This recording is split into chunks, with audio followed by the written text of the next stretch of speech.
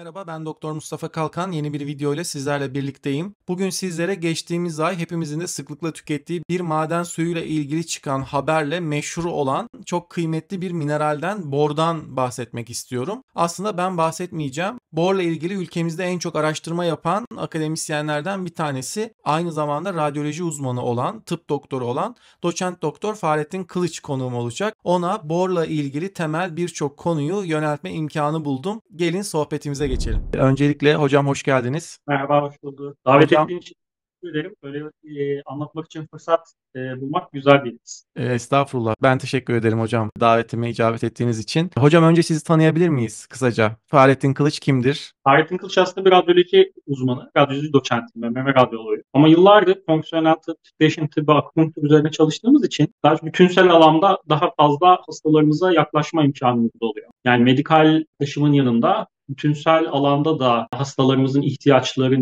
nelerdir, neler yapmaları gerekir. Bunların üzerine kafa yormaya çalışıyoruz. Daha fazla analiz etmeye çalışıyoruz. Peki borla kesişiminiz nasıl oldu hocam? Ben sizin özellikle bor ve silisyumla olan ilginizi zaten yakinen biliyorum ama izleyiciler için kısa bir belki spoiler vermek istersiniz. Evet, yani yıllardır aslında fonksiyonel tıp okumalarımızda hep bildiğimiz işte magnezyumdur, D vitamini, işte kalsiyumdur okumalarımızın dışında eser mineralleri araştırmaya başladım ben. Çünkü eser mineral dediğimiz şeyler vücutta çok fazla bulunmayan maddeler. Yani bu maddeler çok fazla bulunmadığı için de test etme, ölçme ya da yerine koyma gibi bir yaklaşımımız olmuyor tıp camiasında. Ancak eser mineral demek vücudun ihtiyacı yok manasına gelmiyor. Aslında eser mineraller devamlı olarak tüketilmesi gereken mineraller. Çünkü vücutta depolanmıyorlar. Mesela diğer mineraller depolansa da bor mineralini depolayamıyoruz. O yüzden mesela hayvanlardan bor minerali alma ihtimalimiz yok. Sadece ve sadece bitkisel kaynaklardan ve sudan alabiliyoruz bor mineralini. Silisyumda buna benzer özellikleri var. Silisyumun da vücutta eser bir eleman. Ancak sayısız fonksiyonda iş görüyor ve bunlar birlikte çalışıyorlar, sinerjik çalışıyorlar. Bu okumalar sonrasında bizim kullandığımız özel frekans cihazlarının verileriyle de şeylerde çok fazla eksikliğini görünce biz yapay olarak değil de doğal olarak bunu elde etmeye çalıştık. Bunun sonrasında da işte nasıl ulaşabiliriz, nasıl hastalarımıza sunabiliriz gibi bir arayış içerisinde olduk. Ve bundan sonra zaten aslında faydalarının çok fazla olduğunu fark ettik. Çünkü çok hızlı etki gösteriyor. Vücut sürekli bunu depolayamadığı için eksikliği varken yerine koyduğunuzda çok hızlı bir şekilde tepki alıyorsunuz, cevap alıyorsunuz. Bu yüz güldürücü sonuçlar bize daha fazla güvenmeye itti açıkçası. Yani işte Mesela aslında yani takviye edici gıda olarak da aldığımız bir mineral aslında yani takviye olarak da evet, bulunuyor. Özellikle son dönemde bu maden suyunda kopan fırtınadan dolayı bor bir popüler oldu. Bu noktada da ben işte sizinle ortak bir yayın yapıp zaten takviye olarak da kullandığımız vücutta olan bir mineralin aslında bu kadar da korkulacak bir şey olmadığını bugün özellikle anlatmak istedim. Siz zaten biraz giriş yaptınız. İsterseniz öncelikle bor nedir? Vücudumuzda ne gibi görevleri var? Biraz buradan başlayalım hocam isterseniz. Belki bir de şu maden suyu meselesindeki konuyu da bu noktada belki değerlendirmiş oluruz. evet, ben de zaten ilk o haberi duyduğumda direkt ilk tepkim şu oldu. Herhalde büyük bir endüstriyel bir hata oldu ya da büyük bir böyle işte toksikolojik bir zehirlenme olduğu gibi algıladım. Çünkü herhangi bir suyun içerisine toksik miktarda doz bulamazsınız. Hani dünya üzerinde toksik bir doz, bor miktarı olabilecek bir kaynak, suyu, yeraltı kaynağı yok. Hani ülkemizde bor zengini olarak biliyoruz aslında. Ama bor minerali sadece o maden çevresindeki topraklarda ve sularda yüksek. Onun dışında aslında normal diğer ülkelerden çok çok fazla bir farkımız yok. Mesela normalde ne kadar içiyoruz biz bunu? Aslında musluk suyu tüketiyor olsak bize yeterli miktarda su kaynağından tüketiyor olma ihtimalimiz var. Çünkü Türkiye'nin ortalaması zaten bu kaynaklarında, içme sularında 0,5 miligram bölü litredir. Ancak biz hep şişelenmiş suları içtiğimiz için burada miktar çok çok çok çok düşüyor. O ilk haberi gördüğümde de ben herhalde endüstriyel bir kaza oldu diye düşündüm. Sabah ben de o ilk yayın yapan Instagram sayfasını takip ediyorum. Öylesine geçiştirdim. Ondan sonra benim DM kutum, WhatsApp mesaj kutum sürekli mesajlarla dolmaya başladı. Arayan, soran doktor hekimlerin hepsine ayrı ayrı ya durum daha olayı bilmiyorum bir şey diyemem dedim ama tabii ki böyle bir şeyin olmayacağını, rahat olmaları gerektiğini söylemiştim. Bu daha çok standartizasyonla ilgili bir sorun. Hani toksisiteyle ilgili bir sorun değil. Ülkelerin ya da sağlık otoritelerinin demesek de endüstriyel sistemlerin standartizasyonlarının aslında buna uygun olup olmaması ile ilgili bir şey. Bir de tabii ki çok spekülasyona gerek yok ama orada endüstriyel ticari bir de kaygı var, ticari bir rekabet var diye düşünüyorum. Yani bir Şimdi bu miligram beyan etmişler ama 2 miligram çıkmış litresinde. Yani herhalde böyle bir problem vardı diye hatırlıyorum. evet, yani şöyle bir şey 2 miligram bölü litre. Aslında siz bir tane maden suyu 200 cc içtiğinizde zaten 0,4 mililitre miligram almış oluyorsunuz ki bu şöyle bir örnek vereyim. Bir tane avokado yediğinizde zaten alacağınız bor miktarı yak 1-2 miligram arası değişiyor. İstersen hemen toksiteye girelim. Mesela bunu nasıl anlayabiliriz? Hayvan deneyi çalışmalarını anlayabiliriz. Eğer bir maddenin zararlı etkisini görmek için en ufak bir bulguyu görmek için almanız gereken değerler bile gramlar düzeyinde. Hani miligram düzeyinde değil. Miligramın 1000 katı demek. Gramlar düzeyinde olduğu için ve mesela Türkiye'de yapılan çalışmalar var. Türkiye'de çünkü maden kaynaklarının kenarındaki sularda 20 miligram bölü litreye kadar çıkıyor ya da 25 miligram bölü litreye kadar çıkıyor. Herhangi bir toksik etki görülmüyor. Yani bu miktara özel bir toksik etki görülmüyor. Bununla birlikte mesela çalışmaları var. İşte acaba en çok spekülasyon yapılan üreme sistemine bir zararlı etkisi var mı çalışmaları var. Burada da hiçbir zararlı etki olmadığı görülmüş. Çünkü bu kadar mega doz alan kişilerde bile üreme ile ilgili bir problem yok. Tam tersi mesela faydalarına girelim. Mesela bor minerali aslında bizim östrojen ve testosteron metabolizmamızla paralel ilerliyor. Paralel ilerliyor ne demek? Bor mineralini fazla almaya başladığımızda ya da ihtiyacımız kadar almaya başladığımızda aslında vücutta aktif olan testosteron ve östrojen miktarını arttırıyoruz. Yani bu ne demek? Normalde bu iki ve D vitamini de bunun içine katabiliriz. D vitamini, östrojen ve testosteron steroid yapıda olduğu için steroid bağlayıcı globülinler denilen proteinlere bağlı olarak vücutta taşınıyor. Ve bu inaktif formda sadece taşıma için kullanılan bir form. Bor mineralini aldığımızda bu bağlı form serbest hale geçiyor. Bu sayede de daha fazla etkin olduğunu görüyoruz. Yani bu perimenopozal dönemdeki kadınlar ya da 40 yaş civarındaki erkeklerde veyahut da işte bor minerali eksik alan kişilerde bor minerali verdiğimizde aslında bu hayati 3 tane hormonun miktarlarında artmış olduğunu görüyoruz. Başka ne gibi faydaları var? Bor minerali kendi mineral özelliğinden dolayı kalsiyum ve magnezyum miktarlarını arttırıyor vücutta. Çünkü atılımlarını azaltıyor. Hmm. Yani siz dışarıdan magnezyum aldığınızda eğer bor mineraliniz eksikse dışarı idrar atacağınız miktara baktığınızda bor mineral aldığınızda çok çok daha fazla vücutta aslında kazanımını sağlamış oluyorsunuz gibi bir sonuç çıkıyor.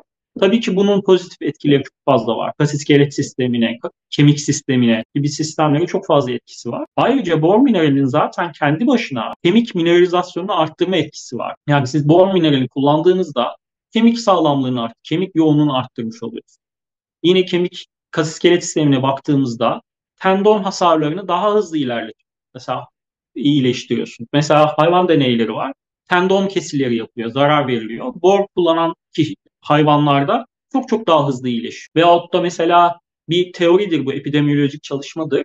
Mesela bizde nasıldır? Osteoartrit yani kireçlenme dediğimiz şey artık salgın gibi. Ama bor mineralini yüksek alan toplumlarda bu oran çok çok düşüyor. Ve bu doğru orantı gibi bir korelasyonu da var. Yani kemik eklem sağlığı için de çok faydalı diyebilirim. Zaten bir parantez açacak olursak hani hem östrojen anabolik bir hormon. Menopoza giren bir kadının birden çökmesi, işte kemik kırıklarının olması, kasların erimesi östrojenin vücuttan çekilmesinden kaynaklı. Yani sizin dediğiniz gibi hem östrojenin görevini yapmasını sağlamasıyla hem kalsiyum, magnezyumun kemiklere işlenmesini sağlaması, vücutta tutulmasını sağlamasıyla o zaman kas, iskelet dediğiniz gibi eklem için harika bir mineral diyebiliriz. Evet, aynen öyle. Başka ne gibi faydaları var? Mesela beyin dokusunda eğer yoksa, bor minerali eksikse vücudumuzda şöyle bir bağlantı yapmışlar. Sanki ağır metal toksisitesine benzer EEG bulguları görmüşler. Bor mineralini verdiklerinde bu patern düzelmeye başlamış. Yani bilişsel faaliyetlerde de özellikle faydası var bor mineralin diyebiliriz. Peki hocam yani dediğiniz gibi birçok yerde görevli çok önemli bir eser element aslında. Bizim gibi yani şebeke suyu tüketmeyen genel işte klasik bir Türk halkı gibi beslenen bir insanda damacana su kullanan bir insanda ben şu an ne kadar bor almam lazım? Ne kadarını alabiliyorum tahmini ortalama ve bunu dışarıdan takviye olarak eklemeli miyim? Şimdi bu kişiden kişiye göre çok fazla farklı Muhakkak ortalama bahsedecek olursak tam yani vitamin değil. Hani mesela atıyorum herhangi bir başka mineral ölçtüğümüzde vücutta depolandığı için bir eşik değerin üzerine çıkartmaya vücut kendisi uğraşıyor. Kendi depolarından doldurabiliyor. Ama bor mineralinde böyle bir şey olmadığı için çok flüktüasyon gösteriyor. Yani bu ne demektir? Biz bor mineralini sürekli almalıyız. Sürekli almaktan kast devamlı takviye mi tüketeceğiz? Hayır, sürekli takviye tüketmeyeceğiz. Ancak dediğim gibi bu minerali ya sulardan alacağız ya yeşil ağırlıklı beslenmeden sağlayacağız. O yüzden ki beslenmenin zaten yeşil ağırlıklı yani sebze ve meyve kökenli olması çok kıymetli. Böyle beslenmeyen kişilerde bence mutlaka zaten bor mineralinin diyete takviye olarak da eklenmesi gerekiyor. Çünkü dediğim gibi bunu ölçebileceğimiz bir laboratuvar şeyimiz yok, limitimiz yok ya da şu anda aktif eser elementi olduğu için çok aktif kullanılmadığı için laboratuvara gidip de şu kadar miktarda alabiliyor muyuz diyemiyoruz. Ya da günlük ne kadar fizyolojik ihtiyacı biliyor muyuz hocam? Yani vücudumuzdaki reaksiyonların devam edebilmesi için. evet, evet. Mesela Avrupa Birliği'nin çalışmaları var. Mesela yetişkinlerde günlük 10 miligram kadar alınmasını tavsiye ediyorlar. Mesela çocuklardan başlar, 3 miligramdan başlar, 10 miligrama kadar çıkar. Dediğim gibi aslında bu bizim su için ya da o maden suyu için konuştuğumuz rakamlar çok komik rakamlar. Evet, Bizim zaten bunun eksikliğiyle yaşıyoruz ve bunun eksikliğini gidermeye çalışıyor. Ve bu takviye mesela eksikliği varsa kullanmaya başladığında ancak neleri değiştirdiğinin farkına varıyorsun. Kimi mesela o enerji odaklarından bahsettiğin gibi mesela enerjik olmaya başlarlar. Hocam çok enerjik olmaya başladık. Uyanıklığımız arttı der. Kiminin mesela başlarlar diz eklem ağrıları mesela çok azalır. Kronik tendon ağrıları olan kişilerde bunlar değişiklik gösterir. Ama dediğim gibi eksikliğini ancak replasmanını yaptığımızda bunu anlayabiliyoruz. anladım. Yani yeşillikten zengin beslenen biri, işte maden suyu günde 2-3 tane belki maden suyu tüketen biri belki 4 miligram 5 miligram alabiliyor olabilir. Ama bunları da tüketmeyen biri zaten belki 0,5 miligram 1 miligram 1,5 miligram ağzından belki giriyor belki girmiyor anladığım kadarıyla. Yani dolayısıyla yani mesela o maden suyunda litrede 2 miligram diyordu. Yani 5 şişe içsek bile 2 miligram analiz sonucunda olsa bile içinde 2 miligram olsa bile 5 şişe içsek bile 2 miligram almış oluyoruz ki fizyolojik ihtiyacın çok çok uzağında anladığım Evet, kadarıyla. şunu da söylemem lazım. Mesela sulardan aldığımız bor minerali tuzlar forması yani bor tuzu forması. Bunun emilebilmesi için midede asitle buluşup borik asite dönüşmesi gerekiyor. Borik asite dönüştükten sonra biz bunu emip vücudumuzda kullanabiliyoruz. Borik asit şöyle kıymetli. Bizim vücudumuzda bor minerali başka türlü bulunamıyor. Yani borik asite dönüştürülecek, emilecek ve öyle kullanılacak. O yüzden borik asit kıymetli. Mesela yurt dışında bunun şelak formları kullanıma sunuldu. O şelak formunun sunulmasının nedeni de emilimini de arttırabilmektir. Mesela dedik ya 5 şişe içsek de şu kadar alacağız diye aslında o kadar da alamıyoruz. Eğer Evet. mide asitimiz yeterli değilse borik asite dönüştüremediğimiz için onu da alamıyoruz aslında. O yüzden organik formlar ya da borik asit kendi organik formu olan vücudumuzdaki formda olan borik asiti almamız çok kıymetli ki o yüzden ben mesela borik asit formunu kullandım. Hani emilimini daha da üst sıralara çıkartabilmek Hı için. hı. Aslında en doğal formu. İkincisi de mesela endüstriyel ne kadar alabilir? Mesela Amerika çalışmaları var, Avrupa çalışmaları var. Endüstriyel beslenmeyle beslenen toplumlarda bir normal günlük alımların 1 ya da 2 miligram olduğu görülüyor. Aslında bu da çok düşük. Çünkü mesela bir 10 miligrama çıkarttığınızda günlük alımınızı hem osteoartrit riski epidemiyolojik olarak çok düşüyor. Testosteron düzeyleri çok yükseliyor. D vitamini yüzeyleri çok. Bunların hepsi klinik çalışmalar. Hani bu düzeye çıkarttıktan sonra aslında alınan bulgular bunlar. Peki hocam östrojenin etkisini artırıyor dedik ya hani meme kanseri veya rahim kanseri gibi riski olan kişilerde bu bir yan etki yapabilir mi? Yoksa zaten normal çalışması gerektiği gibi çalışmasını mı sağlıyor? Şimdi bununla ilgili bir bilimsel çalışma yok. Kimse buna kafa yok dememiş. Borik asit ya da bor minerali kullanalım da östrojenin etkisine bakalım. Ondan sonra bunun bu hastalıklardaki rolünü değerlendirelim diye çalışma yapmamış. Ama ben bir akademisyen olarak veyahut da işte bunun hekim ya ticaretini yapmak için yapmıyorum. Sonuçta bir hekim olarak bana sorulan ya da web sitemizde her yerde şunu söylüyorum altını çizerek. Eğer meme kanserine sahipseniz, yakın dönemde meme kanseri geçirmişseniz veyahut da östrojen baskınlığı semptomlarını zaten yaşıyorsanız mesela endometriozis yaşıyorsanız bor minerali kullanırken birazcık daha dikkatli olmak gerektiğini söylerim.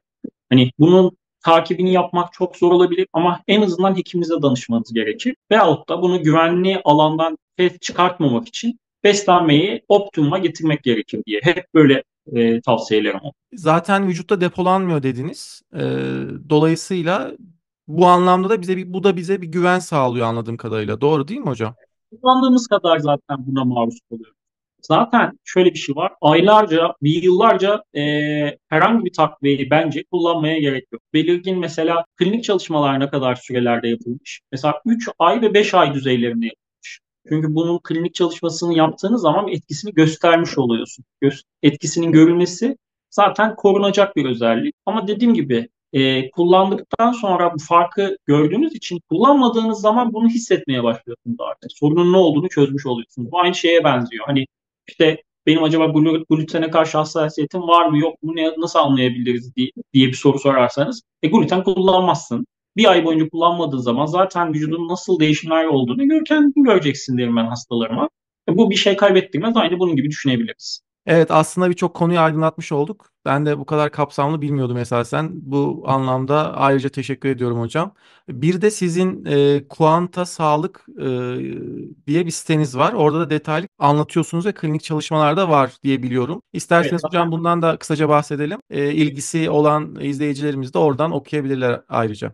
Almanya'da sağlık profesyonellerin de çok az bilgisi olan bir alan bu çünkü. Ben hani bunun için birkaç yıl zihin ve emek verdiğim için dünyadaki en kapsamlı bilgilerin olduğu siteyi hazırlamış olabilirim. Quanta.bio web sitesinde burada üst tarafta silisyum ve bor hakkında bilgiler mevcut. Buraya da bakılınca fikir edinebileceğini düşünüyorum ve bu anlattığım şeylerin, verilerin hepsinin sayısal değerleriyle de, limitleriyle de okumak ya da referanslarına bakmak mümkün. Ayrıca şunu da söyleyeyim mesela hep bir konuştuk ama mesela bor ve borik asit kullanımı zaten takviye olarak kullanımı zaten onaylanmış durumda. Mesela Avrupa'da işte EFSA bunu onaylamış durumda. Yani Avrupa'nın otoritesi bunu onaylamış durumda.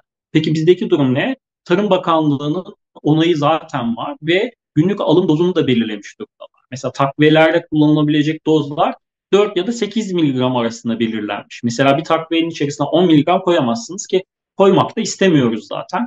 Maksimum çok çok hızlı etki isteyen kişiler mesela ben 4 miligram olarak kullandım. 2 tane kullanarak etki potansiyelini arttırmak isterse böyle de kullanılabilir. Ki az önce dediğimiz o işte alım dozları işte güvenli dozlar bunlar aslında çok rahatlıkla böyle bir sorun yok denebilecek dozlar. Güvenli kullanılabilir. Dolayısıyla bordan korkmaya gerek yok. Tam aksine boru daha fazla bilmeliyiz, tanımalıyız. Hep kalsiyum, Daha magnezyum, çinko konuşuyoruz ama biraz daha bor böyle farkındalığı da artması lazım. Bu anlamda da dediğim gibi Türkiye'de bor konusunda sizin kadar herhalde kafa patlatan bir işte borla ne yapılıyor? Pil falan mı yapılıyor? O madenciler bu kadar kafa yormuş olabilir. Bir de siz. hep birlikte bu farkındalığı arttırırsak çok daha güzel olur diye düşünüyorum sizin de kanallarınız sayesinde. Mesela bir derlemede okumuştum şimdi aklıma geldi. Şey diyorlar hani borun güvenliğini düşünüyorsanız tuzun da güvenliğini düşünmek zorundasınız diye. Hani tuz ne kadar miktarda kullanım zarar verme potansiyeli varsa borun da o civarlardadır diye. Aynen. Evet, bu nedenle de sizi konuk ettik hocam. Çok teşekkür ediyoruz davetimizi kırmadığınız için. Bunun için sağ olasın. Farkındalık hepimiz için giderek artsın. İnşallah. Ayrıca Instagram'dan da DR Kanalımız. Fahrettin Kılıç'dan da takip edebilirler. Görüşmek üzere hocam. Çok teşekkürler. İyi akşamlar. Evet, doçent doktor Fahrettin Kılıç konuğumdu. İlerleyen dönemde konusunda uzman başka misafirlerim de olacak. Bor minerali Fahrettin hocamızın da bahsettiği gibi korkulacak bir mineral değil. Tam aksine vücut için çok önemli sağlık faydaları olan, normalde sudan ve yeşillikten almamız gereken ancak modern beslenmeyle birlikte aslında birçoğumuzun da tam anlamıyla alamadığı bir mineral. Özellikle kas, eklem ve kemik sağlığında zaman zaman hayata takviye olarak da dışarıdan da eklenebilir. Takviyelerle ilgili kafanıza takılan diğer soruları tarafımca kaleme alınan Akılcı Bilimsel Takviye Rehberi isimli kitaptan okuyabilir. Ayrıca beni Instagram DR Mustafa Kalkan sayfasından takip edebilirsiniz. Gelecek videolarda görüşmek üzere. Hoşça kalın, sağlıkla kalın.